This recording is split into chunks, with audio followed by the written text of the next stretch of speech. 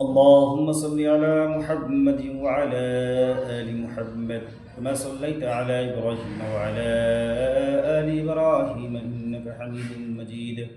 اللهم بارك على محمد وعلى آل محمد كما باركت على إبراهيم وعلى آل إبراهيم إنك حميد مجيد.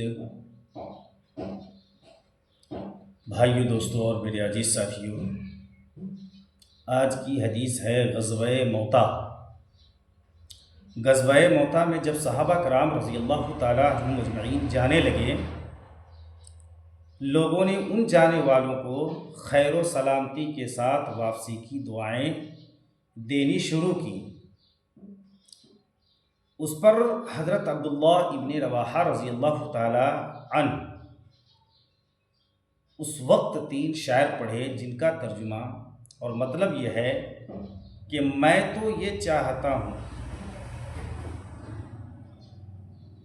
کہ میں تو واپسی کے بجائے یہ تمنا کرتا ہوں کہ حق تعالی شانہ میری مغفرت فرما دے، اور اس کے ساتھ ہی ایک تلوار سر پر ایسی لگے جو سر کے 2 ٹکڑے کر دی،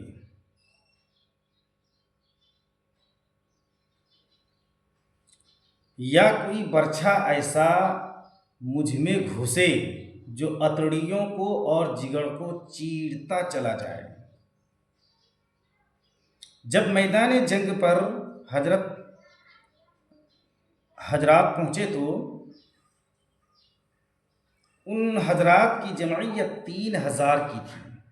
صحابہ کی جماعت 3000 کی تھی، اور وہاں پہنچ کر معلوم ہوا کہ دشمنوں کی جماعت 2 لاکھ ہے.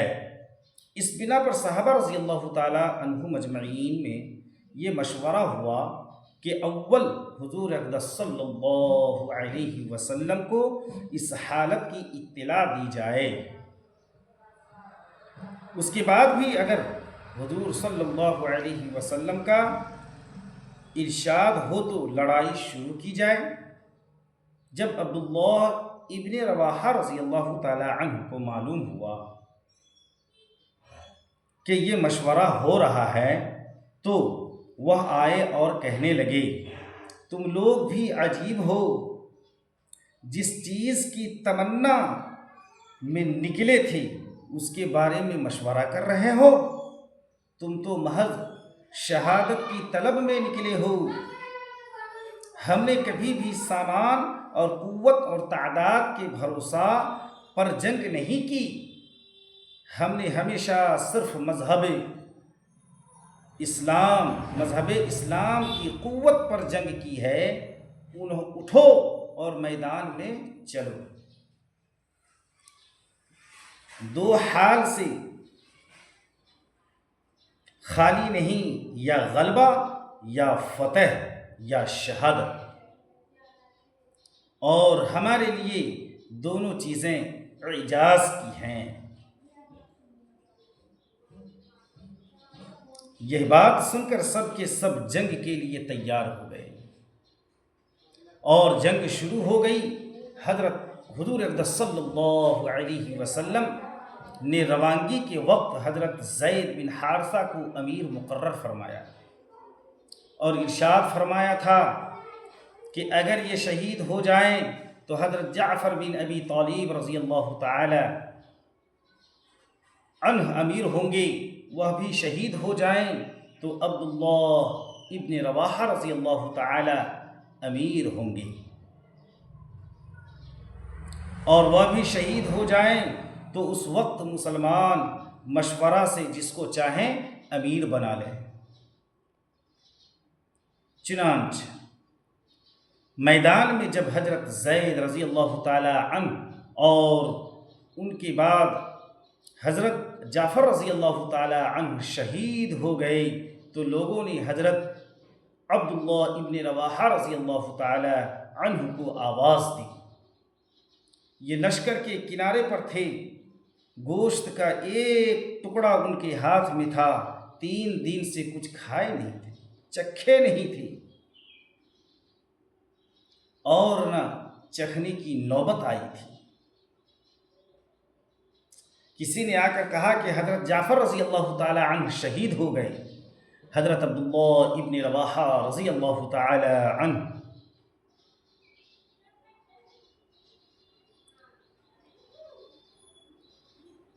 آواز دی. یہ لشکر کے کنارے پر تھی، گوشت کا ایک ٹکڑا ان کے ہاتھ میں تھا. 3 دن سے بھی کچھ چکھنے کی نوبت نہ آئی تھی. کسی نے آ کر کہا کہ حضرت جعفر رضی اللہ تعالی عنہ شہید ہو گئے. حضرت عبداللہ ابن رواحہ رضی اللہ تعالی عنہ نے اپنے نفس کو ملامت کی کہ تو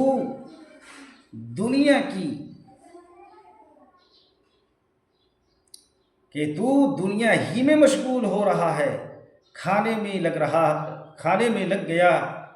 یہ کہہ کر اس ٹکڑے کو پھینک کر جھنڈا ہاتھ میں لے کر آگے بڑھے. کسی نے وار کیا تو ہاتھ کی انگلی کٹ گئی. اس پر انہوں نے 3 شعر پڑھے جن کا مطلب یہ ہے کہ تو محض انگلی تھی جو خون آلودہ ہو گئی، اس کے سوا کیا ہوا. اللہ، اور یہ بھی اللہ ہی کے راستہ میں ہوا جو خود بہت اونچی دولت ہے. اے نفس، اس بات کو سمجھ لے کہ اگر تو شہید نہ ہوگا تو ویسے بھی مرے گا. مرنا تو بہرحال ہے ہی. دیکھ، جس چیز کی تو تمنا کر رہا ہے، یعنی شہادت کی، وہ سامنے آ گئی. اگر تو اپنے پہلے 2 ساتھی زید اور جعفر رضی اللہ تعالی عنہ کا سا کارنامہ کرے گا تو ہدایت یافتہ ہوگا، اور اگر تو نے اپنا قدم ان سے پیچھے ہٹایا تو بدبخت ہوگا. اس کے بعد اپنے دل سے کہا کہ تجھے اس وقت کیا خیال ہو سکتا ہے؟ اگر بیوی کا خیال آ سکتا ہے تو اس کو 3 طلاق. اگر غلاموں کا خیال آ سکتا ہے تو وہ سب آزاد.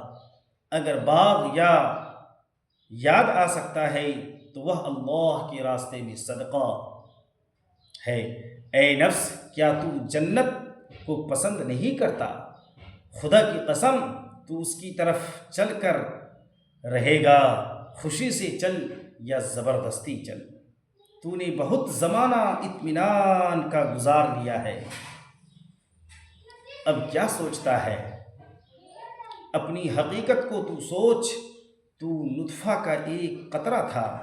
غرض اس سوچ کے بعد حضرت ابن رواحہ رضی اللہ تعالی عنہ بڑھے اور شہید ہو گئے.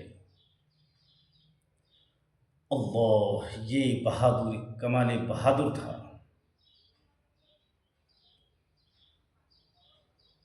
حکایت صحابہ رضی اللہ تعالی عنہ میں یہ قصہ تفصیل سے گزر چکا ہے، اور اس نوع کے اور بھی قصے گزرے ہیں. حضرت ابو سفیان بن الحارث حضور صلی اللہ علیہ وسلم کے چچا زاد بھائی کا جب انتقال ہونے لگا تو گھر والوں نے رونا شروع کر دیا. تو فرمانے لگے، ایسے شخص کو مت رو جس نے اسلام لانے کے بعد سے زبان سے کبھی کوئی خطا کا لفظ نہ نکالا، نہ بدن سے کبھی کوئی خطا کی حرکت کی. یعنی ایسے شخص کی موت تو اس کے لیے مسرت ہی مسرت ہے.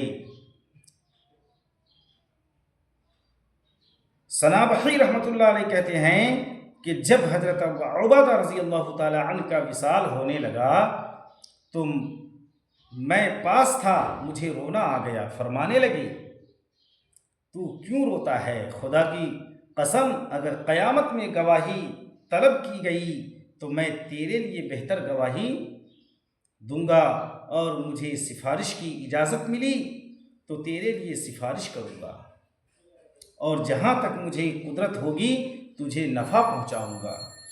اس کے بعد فرمایا کہ میں نے جتنی حدیثیں حضور صلی اللہ علیہ وسلم سے سنی تھی اور تمہارے نفع کی تھیں، وہ سب تمہیں پہنچا چکا ہوں۔ ایک حدیث کے علاوہ جو اس وقت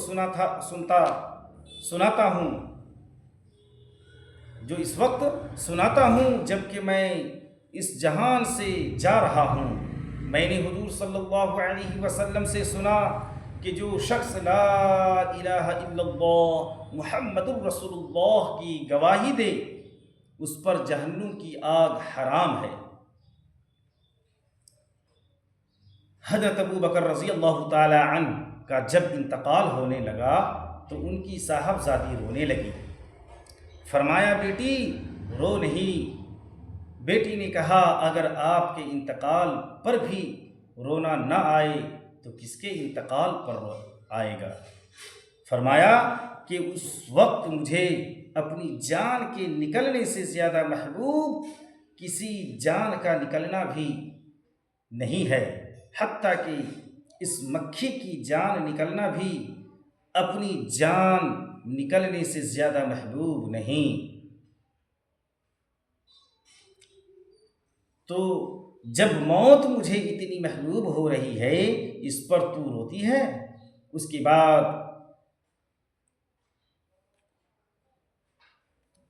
عمران سے کہا البتہ اس کا ڈر ضرور ہے کہ کہیں مرتے وقت اسلام میرے ہاتھ سے چھوٹ نہ جائے۔ حضرت سعد بن ابی وقاص رضی اللہ تعالی عنہ کا جب انتقال ہونے لگا تو فرمایا کہ میرا اونی جبہ لاؤ۔ وہ لایا گیا جو بہت پرانا پوسیدہ تھا۔ فرمایا مجھے اس میں کفن دینا، بدر کی لڑائی میں یہی جبہ میرے اوپر تھا۔ بھائیو دوستو اور میرے عزیز ساتھیو،